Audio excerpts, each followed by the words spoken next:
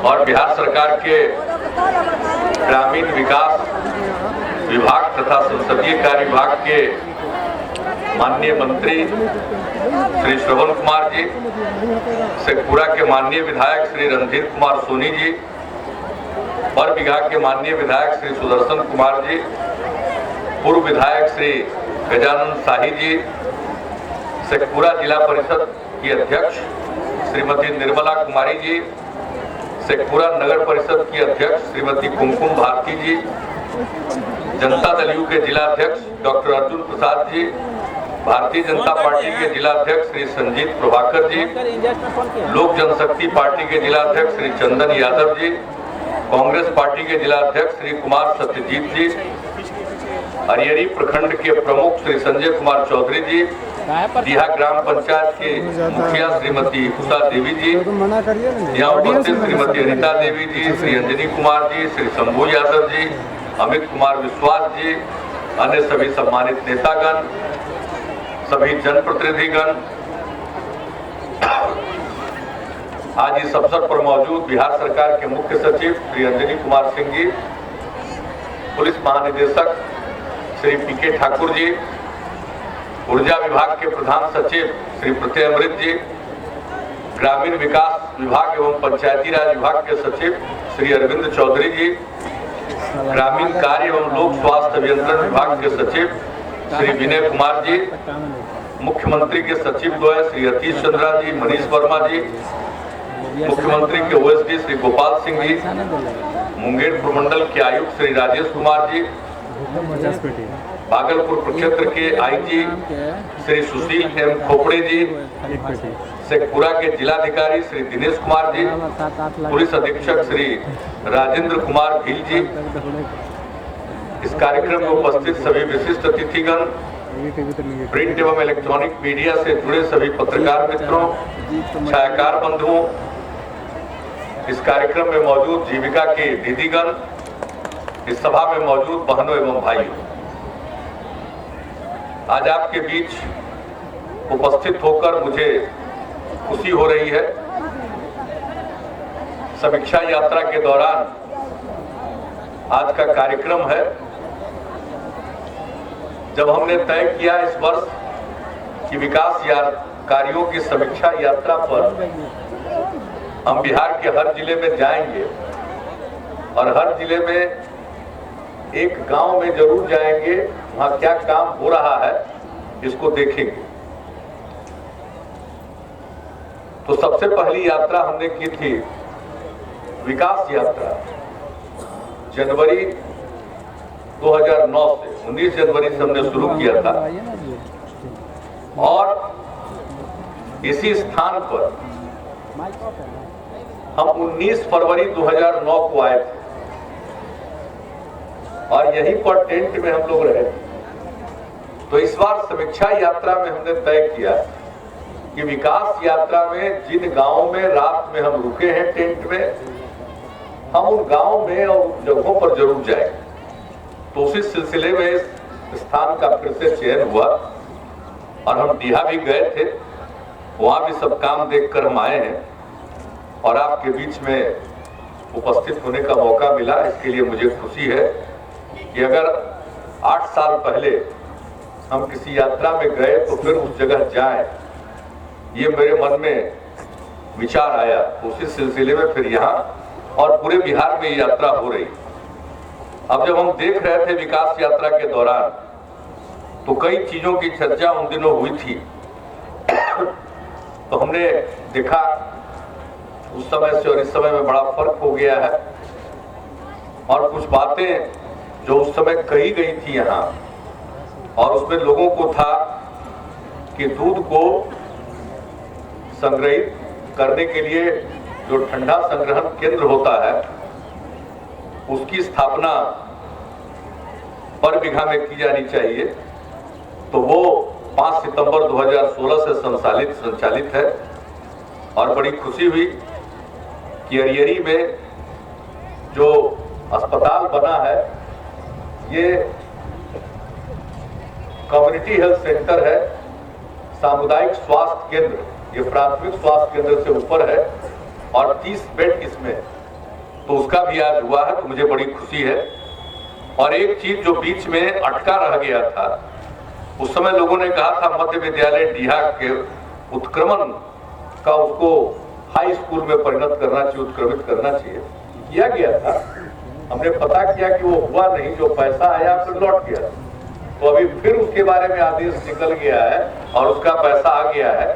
विधायक जी हमको अभी बता रहे थे, तो हम इनको बता दें कि उसके लिए वो मंजूरी मिली हुई है और यहाँ के मध्य विद्यालय को उत्क्रमित किया जाएगा। निजी उच्च विद्यालय से सरकार की नीति को कोई मतलब नहीं है। अगर निजी उच्च विद्यालय कोई चला रहा है वो चला है, लेकिन हम लोगों की जो नीति है वो तो सरकारी उच्च विद्यालय की है। तो ये सब हो रहा। और बिजली के संबंध में बड़ी चर्चा हुई थी उस समय। यहाँ हम देख रहे हैं सब जिन बातों पर चर्चा हुई थी। रात में संवाद कार्यक्रम हुआ था, जनता के दरबार में मुख्यमंत्री का कार्यक्रम हुआ था, फिर और कार्यक्रम में सब भाषण हुआ था।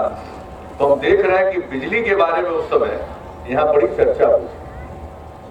तो आज तो अब बिजली के बारे में हमको ज्यादा कुछ कहने की बात नहीं है। वैसे तो पूरा जिला में बिहार में सबसे अच्छा ही राजू बाबू के चलते बिजली की स्थिति रही। जब हम लोग विधायक थे तो देखते थे नालंदा से बगल में, तो हम कहते थे कि अरे भाई बगल में शेखपुरा में तो बिजली चल रही है और बाकी जगह कहाँ नहीं चलती। तो पटना के बाद तो यही बिजली रहती थी, तो सब लोगों का आदत बिजली का था।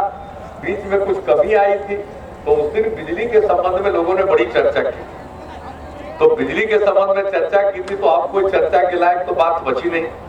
अब आपको सबको मालूम है कि 2 दिन पहले अब जितने गांव हैं वो सब का विद्युतीकरण न सिर्फ यहाँ बल्कि पूरे बिहार में हो गया।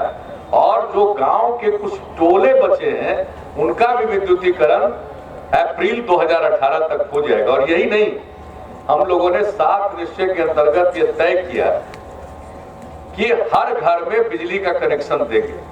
हर घर में जो भी परिवार रुचि रखता है, इच्छुक है कि उसको बिजली का कनेक्शन मिलना चाहिए, तो उसको मुफ्त में बिजली का कनेक्शन उपलब्ध करा दिया जाए। और इस पर काम चल रहा 7 निश्चय के अंतर्गत। और मुझे बड़ी खुशी है कि बिहार में जो ये काम चला, केंद्र सरकार भी मानती है हर गांव तक बिजली, लेकिन जब बिहार में ये काम शुरू हुआ और हमारे ऊर्जा मंत्री जी ने और ऊर्जा विभाग के जो प्रधान सचिव हैं, इन लोगों ने दिल्ली की एक बैठक में इन सब बातों की जानकारी दी, तो केंद्र सरकार को भी इतना पसंद आया कि केंद्र सरकार ने भी स्वीकार कर लिया कि 2018 के अंत तक हर घर में बिजली का कनेक्शन दिया जाए और उसके लिए वो भी सहायता करे। और केंद्र ने भी एक सौभाग्य योजना की शुरुआत की।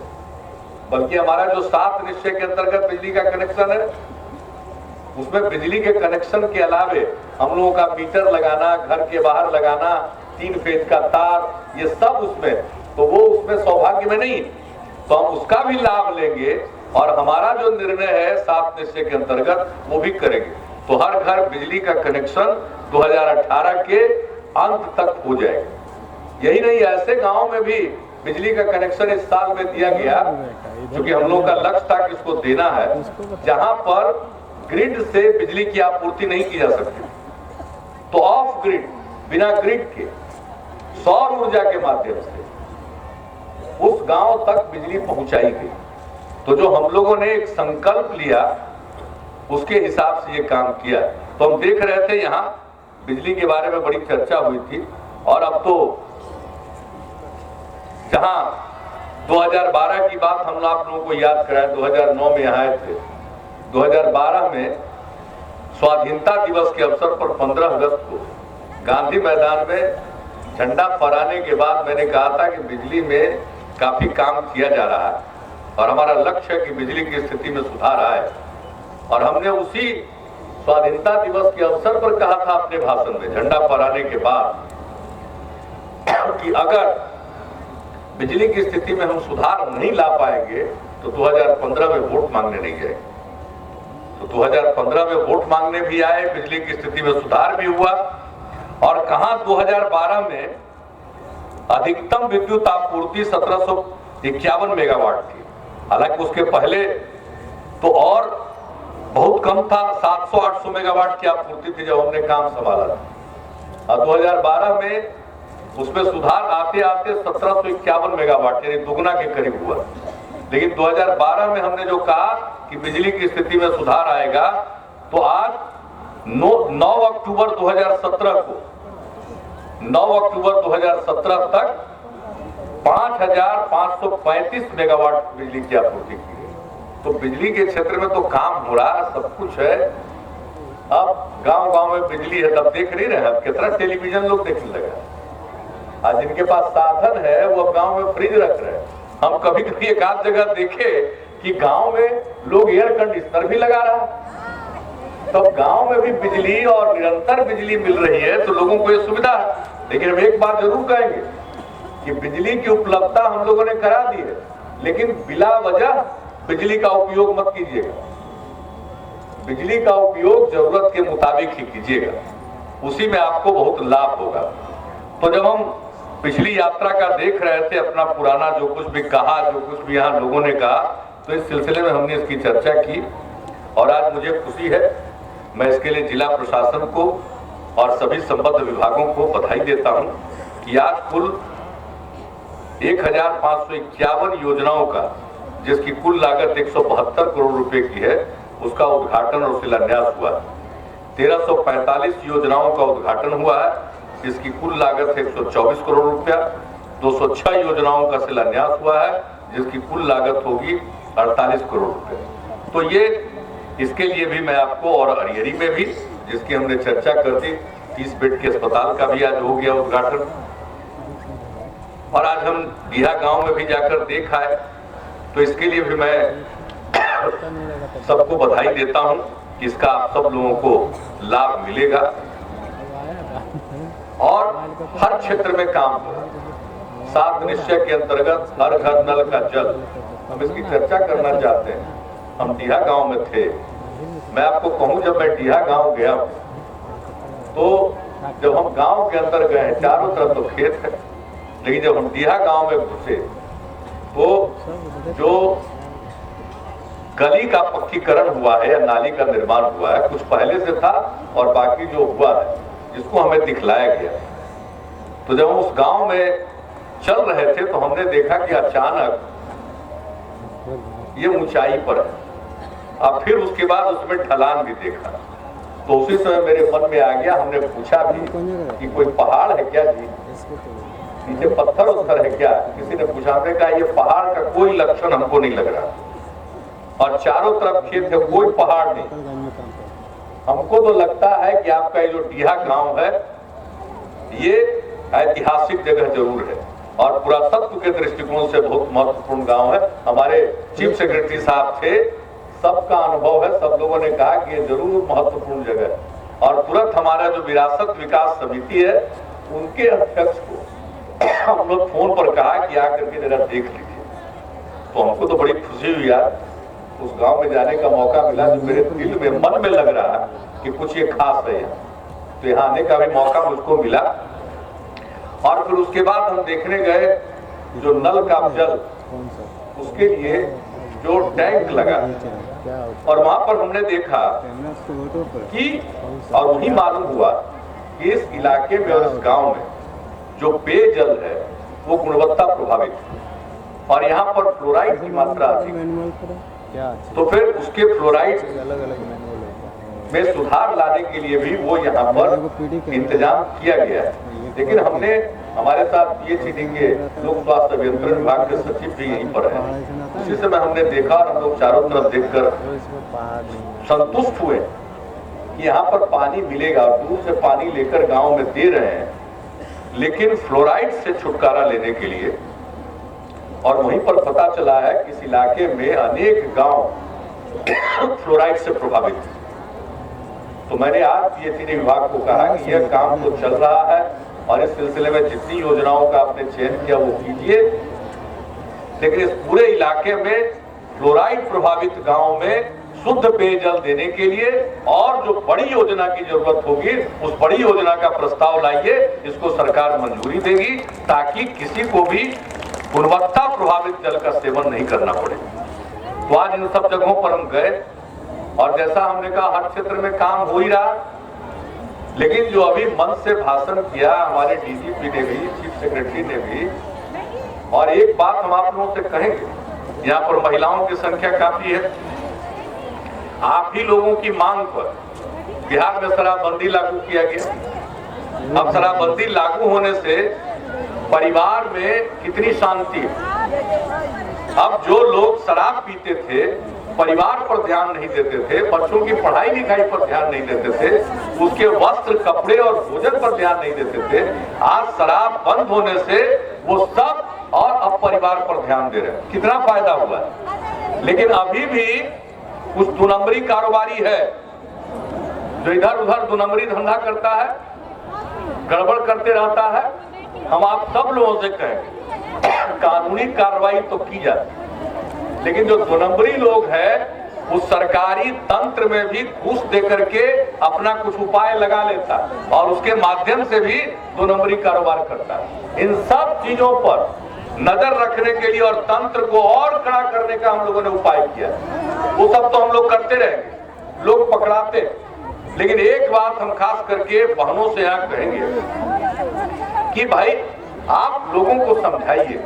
और अभी 2 घटना घटी है बिहार में, एक वैशाली जिले में और एक रोहतास जिले में। जहरीले शराब के कारण लोगों की मौत हुई, वैशाली में 3, रोहतास में 4। ये लोगों को समझाइए कि अगर ये 2 नंबरी धंधा करने वाला और उसके चक्कर में पड़ के अगर शराब पियोगे तो जान भी गंवा सकते हो। ये भी लोगों को समझाइए और बताइए। और अगर कोई आपको पता चले कि गांव के अंदर कुछ गड़बड़ कर रहा है तो हम एक बात बता दें, अब हर गांव में बिजली पहुंच गया। तब बिजली में खंभा रहता है और खास करके जहां ट्रांसफार्मर रहता है वहां का खंभा जरा और चौड़ा रहता है। वहां पर अब बोर्ड लिखा जाएगा और उसमें लिखा रहेगा कि अगर शराब के मामले में कोई गड़बड़ करे तो इस फोन नंबर पर सूचना दीजिए। और आपके पास तो फोन, मोबाइल फोन की कोई कमी नहीं है। 12 करोड़ की आबादी वाले राज्य में 6.5 करोड़ से ज्यादा मोबाइल है। अपने मोबाइल से उस नंबर पर फोन कर दीजिएगा। आपका नाम नहीं कभी खोला जाएगा, गोपनीय रहेगा। और हम लोग ऐसा इंतजाम करने जा रहे हैं कि अगर कोई फोन किया उस पर कार्रवाई हुई या नहीं हुई, इसकी भी समीक्षा प्रतिदिन होती रहेगी। तो इसलिए आप अपनी तरफ से छोड़िए मत। गड़बड़ करे उसके खिलाफ अगर जानकारी है तो वो भी सूचना दीजिए। और खुद भी घर घर में घूम करके अगर कहीं पर आशंका हो, शक हो, तो लोगों को प्रेम से समझाइए। ये काम होना चाहिए, तभी ये पूरे तौर पर कारगर होगा। हमारे बिहार में बहुत कारगर है और इसकी चर्चा देश भर में है। अब तो देश के बाहर भी है। कई लोग इच्छा प्रकट कर रहे हैं बिहार आने का और दूसरे प्रांतों से लोग आए। अभी कर्नाटक से आए, कर्नाटक से एक बड़ी टीम आई देखने के लिए और वहां की सरकार ने भेजा कि बिहार में शराबबंदी कैसा लागू हुआ। और वो अनेक गांव में गए और बड़े प्रसन्न थे, हमसे भी मिलने आए लोग। तो अब शराबबंदी का इतना बड़ा असर है दूसरी जगहों पर, लेकिन ये पूरे तौर पर, और हम इस मामले में कभी कोई समझौता करने वाले नहीं, इसको लागू किया है, सामाजिक परिवर्तन की बुनियाद रखी है। तो आप सबका सहयोग निरंतर चाहिए। और एक बात जान लीजिए, सड़क पर जगह जगह लिखा रहता है सावधानी हटी दुर्घटना घटी। अगर सावधान आप लोग नहीं रहिएगा, बहनों और युवाओं से खास करके मैं कहूंगा, तो कोई ना कोई गड़बड़ शुरू कर देगा। हर आदमी तो एक तरह का होता नहीं है, कुछ ना कुछ तो गड़बड़ मिजाज वाला लोग होता ही है समाज में। उसको पता है कि 2 नंबरी कारोबार में कुछ आमदनी ज्यादा है तो करता रहेगा, करने की कोशिश करता रहेगा। तो उसके लिए हमेशा सजग रहने की जरूरत है। तो वो काम करना होगा। और इसके साथ साथ शराबबंदी से नशा मुक्ति तक के अभियान को चलाते हुए, उसको जारी रखते हुए हम लोगों ने तय किया कि दूसरी सामाजिक कुरीति है बाल विवाह और दहेज प्रथा। कम उम्र में शादी कर देते हैं बट बेटियों की, इस डर से कि इसकी उम्र हो जाएगी, तिलक देना पड़ेगा। तो बाल विवाह और दहेज प्रथा दोनों एक दूसरे से जुड़ा हुआ है, दोनों गैर कानूनी है। खत्म होगा तो हम फोन कर, लेकिन फिर भी समाज में हो रहा। तो उसके लिए अभियान चलाना पड़ेगा, चेतना जगानी पड़ेगी। जागृत करना पड़ेगा लोगों को। कम उम्र में लड़की की शादी कर देते हैं और लड़की के जान पर खतरा उत्पन्न हो जाता है। कम उम्र में गर्भवती होती है, गर्भावस्था के दौरान कई प्रकार की समस्याओं को झेलना पड़ता है और ऐसी लड़कियां कई मौत की शिकार होती हैं। और ऐसी स्थिति में जो बच्चे पैदा होते हैं उनको कई तरह की बीमारी होती है, वो बौनेपन के भी शिकार होते हैं। इसलिए इन चीजों को समझना चाहिए, किसी भी सूरत में बाल विवाह नहीं होना चाहिए। और दहेज प्रथा तो बड़ी बुरी चीज है। पहले तो संपन्न लोग में दहेज लेने की प्रथा थी, अब धीरे धीरे ये फैल करके आम लोगों में भी चला गया। ये बड़ी बुरी चीज है। और दहेज के कारण महिलाओं पर कितना अत्याचार होता है, दहेज के कारण उत्पीड़न होता है। तो इससे छुटकारा पाना और इसके लिए सजग होना होगा। और ये कैसे होगा? कानून तो पहले से, कानून के रहते ही सब होता है। कहीं कहीं लोग पकड़ाते भी हैं, सजा भी पाते हैं, लेकिन फिर भी होता है। तो उसके लिए आप लोगों को संकल्प लेना होगा। और एक संकल्प आप लीजिए, जिस दिन आप तय कर लीजिएगा कि आपके गांव में अगर कोई दहेज ले रहा है तो उसके घर में शादी में नहीं जाना है, ये तय कर लीजिएगा, तो आप देख लीजिएगा कि दहेज प्रथा जल्दी खत्म हो जाएगी। क्योंकि लोगों को ये लगेगा कि अगर हम दहेज लेंगे और हमारे घर में शादी में कोई नहीं आएगा तो उसका भंडाफोड़ हो जाएगा, उसकी बड़ी बदनामी हो जाएगी और कोई नहीं आएगा। तो वैसी स्थिति में एक काम कर दीजिए, सिर्फ एक काम से होगा। इससे काम नहीं चलेगा कि जायदा दहेज तो ले ले है लेकिन लगा ही तो हमारे भाई, इस सोचने से काम नहीं होगा कि हमारा ससुराल में है तो हमारा ममेरा है तब तो मेरा भाई है। ये सोचिएगा तब तो फिर कभी नहीं होगा। कोई हो, जैसे जब से अभियान चला तो हम तो कह दिए कि भाई आपके कार्ड पर लिखा रहना चाहिए कि दहेज मुक्त शादी है, तभी हम जाएंगे। और कितने लोगों को हमने सम्मानित किया। एक आदमी ने दहेज दिया था, जब यह अभियान चला, आरा जिले की बात है, हरिंदर सिंह उनका नाम है, एक रिटायर्ड हेडमास्टर थे, बेटे की शादी उसने दहेज नहीं लिया, लौटा दिया। हमने कितना सम्मानित किया। ऐसे कितने लोग हैं जो बिना दहेज के शादी कर रहे हैं, हम उनको सम्मानित करते हैं। तो अगर कोई दहेज लेके शादी करेगा तो कहा जाएगा। हम लोगों को तो बहुत लोगों से व्यक्तिगत सरोकार है, हजारों परिवार ऐसे हैं, लेकिन फिर भी सब पर असर पड़ेगा, मुझको पूरा भरोसा है। और अगर आप लोग ये संकल्प ले लीजिएगा कि अगर गांव में कोई दहेज ले तो उसके घर के शादी में नहीं जाएंगे, तो ये यकीन मानिए ये बहुत जल्दी दहेज प्रथा से छुटकारा मिल जाएगा। खास करके जो आम लोग हैं उनके बीच से ये कुप्रथा, ये कुरीति समाप्त हो जाएगी। तो सोचना तब आप लोगों को, हम लोग तो अभियान चला रहे हैं और हम तो आह्वान करने आए हैं कि भाई इस कुरीति के खिलाफ जो अभियान चल रहा है उसमें शामिल होइए और संकल्प लीजिए। और यह इसलिए हम कह रहे हैं कि हमने विकास की बड़ी चर्चा कर दी, सड़क हो, पुल हो, पुलिया हो, सिंचाई हो, कृषि का क्षेत्र हो, बिजली का क्षेत्र हो, हर क्षेत्र में काम हुआ। लेकिन अगर समाज में कुरीतियां रहेगी तो विकास का लाभ उस प्रकार से लोगों को नहीं मिलेगा जिस तरह से मिल सकता है। इसलिए सामाजिक कुरीतियों से छुटकारा पाना बहुत जरूरी है। तो ये अभियान चल रहा, हम विकास के काम में कोई कोताही नहीं बरतते हैं, लेकिन साथ साथ ये अभियान चला रहे हैं। शराबबंदी और नशा मुक्ति के साथ साथ बाल विवाह और दहेज प्रथा के खिलाफ सशक्त अभियान चलना है। और ये जो हमने कहा, ये संकल्प ले लीजिए, जिसके घर में शादी उसके घर में नहीं जाएंगे विवाह के अवसर पर, तो बड़ी बात होगी। और इसी विचार को प्रकट करने के लिए, इसी संकल्प के प्रकटीकरण के लिए 21 जनवरी को, देखिए आज है 29 दिसंबर, अब 3 दिन इस साल में बचा है। आज तो शाम हो गया, 2 ही दिन इस साल का बचा है। और 21 जनवरी इतवार का दिन है, यानी 20-22 दिन है। 22 दिन के बाद 21 जनवरी दिन है इतवार, मानव श्रृंखला बनेगी। जैसे शराबबंदी के पक्ष में मानव श्रृंखला बनी 21 जनवरी को, 4 करोड़ लोगों ने हिस्सा लिया, उसी तरह से दहेज प्रथा और बाल विवाह के खिलाफ जबरदस्त मानव श्रृंखला होगी।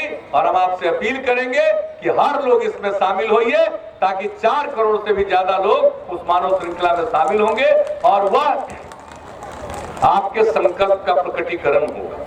तो ये हम आपसे अपील करेंगे। तो आप सब लोग शामिल होइएगा कि नहीं होगा 21 जनवरी?